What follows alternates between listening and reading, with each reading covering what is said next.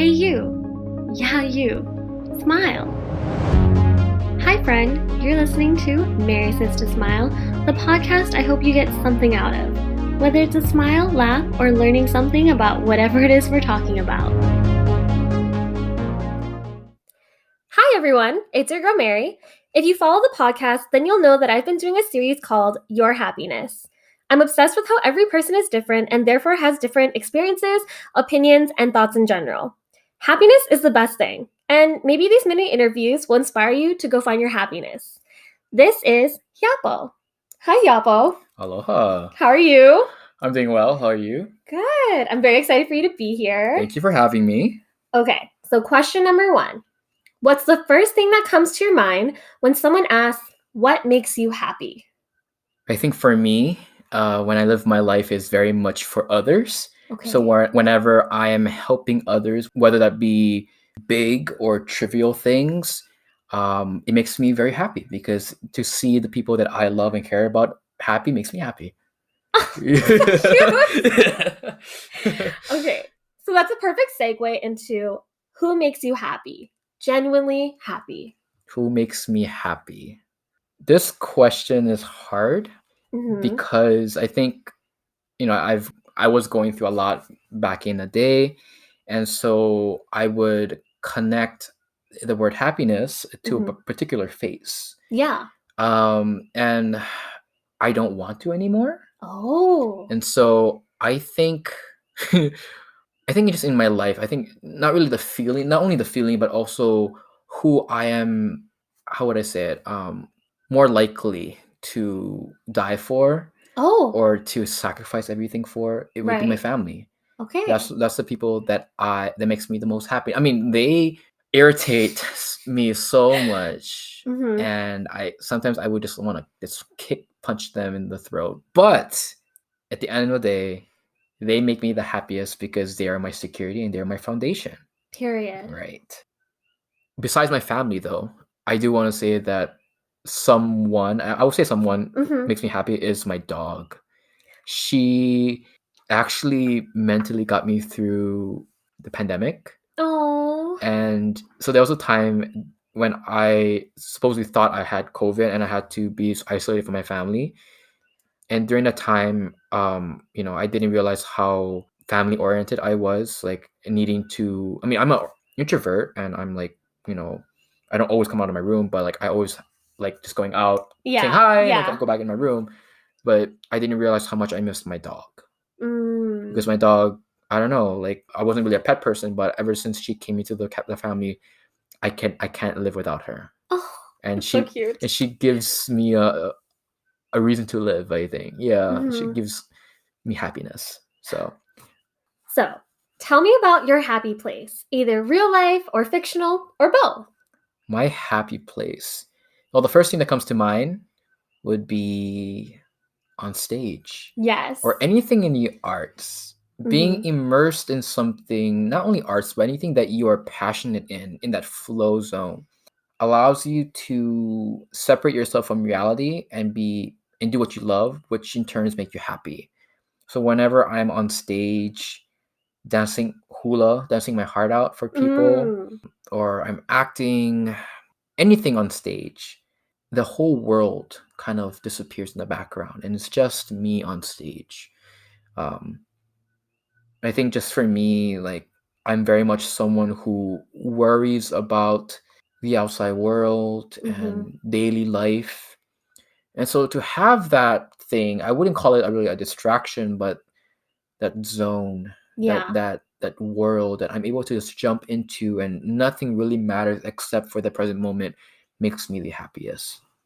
I liked what you said, the flow zone. The flow zone, right? I mean, it can be anything, right? I mean, I think for my father, it's being creative with his hands, building stuff, and him being intellectually challenged.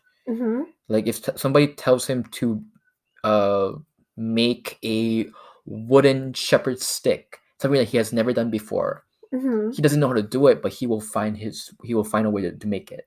Right. And so he's immersed in trying to figure that thing out, and he's in his flow zone, and so he's very happy when he does that. And I think my mother lately, since we've been going through this pandemic and all, she found her flow zone, which is planting and Oh, gardening. Like yeah.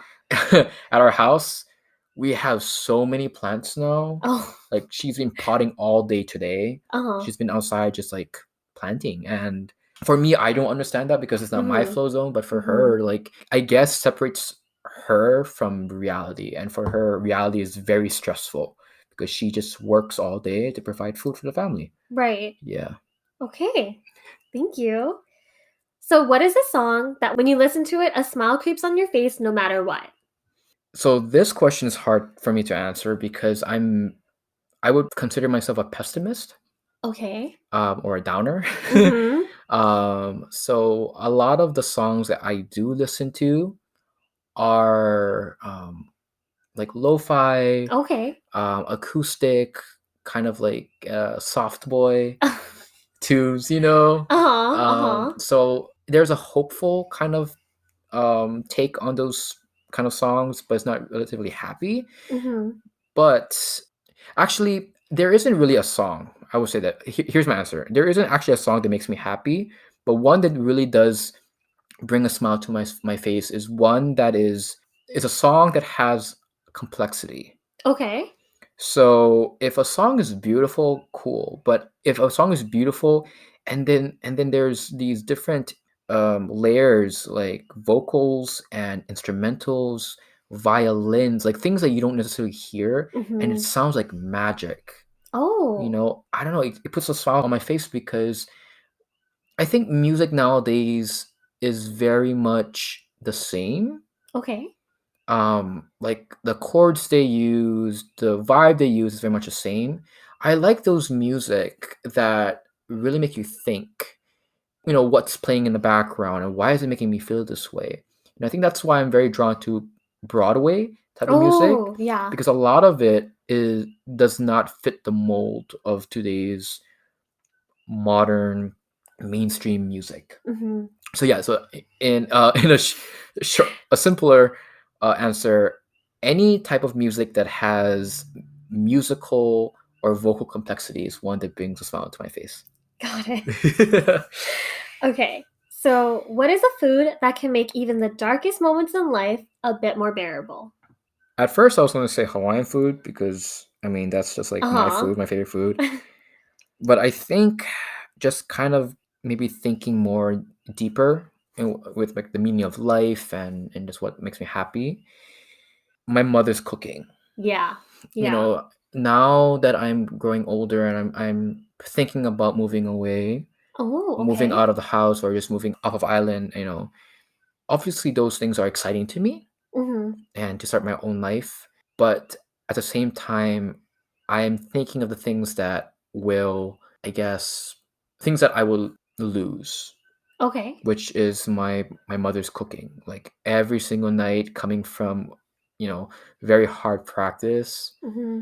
and just smelling the food. Sometimes the food is not my favorite, but it reminds me of my mother. It's like I'm coming home and like my mother's always gonna be there. Yeah. My father's always gonna be there. So my mother's cooking. Okay. Yes. Okay. So, next. Tell me about a moment where you knew that you were blissfully content with life and the world seemed golden. Basically, a moment in life where you kind of just like in that moment, you almost sat back and you were like, holy crap, I'm so like stoked right now. Like, this is amazing. I think so. I can't really pinpoint a particular time. There were moments where I would watch my friends, my very talented friends, on stage doing their thing. Mm-hmm. I'm very blessed that I get to surround myself with very talented artists, whether it be acting, singing, and dancing, and just knowing that I get to be a part of their journey and watch them shine and grow. Kind of sitting back, I'm like, wow, like I'm very happy. Like I'm not competitive right now. I just because everybody here is doing their thing and they're so Mm-hmm. happy and I love it. Yeah, so that I would say that's the moment. Okay. Do you have a favorite quote that is either uplifting or makes you feel powerful? Yes.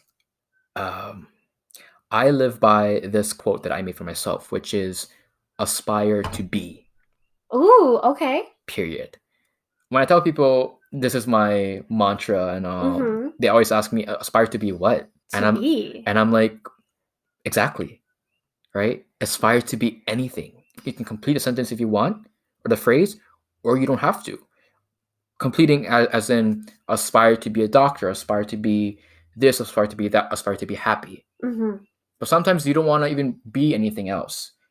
Sometimes you just put the period behind be and just to live, aspire to live. A lot of us, I feel, in our age group, forget to just live in the moment because we're so caught up with our future and trying to figure out, how am I successful, or am I going to be successful in the future? But we have to remember, and I have to always remember for myself, because I'm very much future oriented. Just be in the moment for now. Yeah. And everything, and then once you're ready, then you can add another word after be. I aspire to be in school. I aspire to be an Oahu. I aspire to have all A's. And it will come to you. As long as you're able to just stop at B. Yes. Oh, I love that. Aspire to be. Yeah. We got a lot of good verbiage from this. Like, I really want to use flow zone.